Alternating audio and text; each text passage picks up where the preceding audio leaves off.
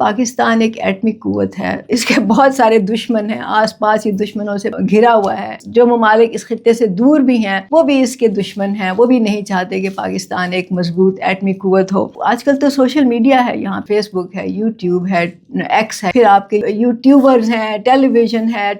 Channels ہیں، آپ کے جو انفلوئنسرز ہیں وہ ہیں، بہت طریقے ہیں جس سے کہ لوگوں میں آسانی سے اپنا بیانیہ جو ہے وہ پھیلایا جا سکتا ہے۔ اور پھر جب آپ کے لوگ ایسے ہوں، آپ کے پاس کچھ صحافی ایسے ہوں، کچھ یوٹیوبرز ایسے ہوں جو پیسہ لے کے کچھ بھی بولنے کو تیار ہوں، تو آپ سوچیں کہ کیا حال ہوگا۔ اور پھر سونے پہ سہاگا یہ کہ آپ کی جو پاپولیشن ہے، جو بہت ہی ینگ ایج کے لوگ ہیں، ان کی بہت زیادہ ہے، اور آپ کو معلوم ہے کہ نوجوانوں کو مشتعل کرنا، ان کو غصہ دلانا بہت آسان ہوتا ہے۔ تو خاص طور سے آپ کے ملک میں جب پی ٹی آئی جیسا ایک ٹولہ موجود ہو جو پہلے سے ہی ریاست کے خلاف ہے، جو پہلے سے ہی زہر اگل رہا ہے، جو پہلے سے ہی لوگوں کو گمراہ کر رہے ہیں اپنے گمراہ کن بیانیوں سے، اپنے جھوٹ سے، اپنے نیریٹو سے، جب لوگ پہلے سے ہی اتنا پریشان ہوتے ہیں تو پھر کتنا مشکل ہوگا ان کو غصہ دلانا، کتنا مشکل ہوگا ان کو سڑکوں پہ لانا، کتنا مشکل ہوگا کہ وہ اپنی جانیں بھی دے کے کچھ بھی کر گزریں۔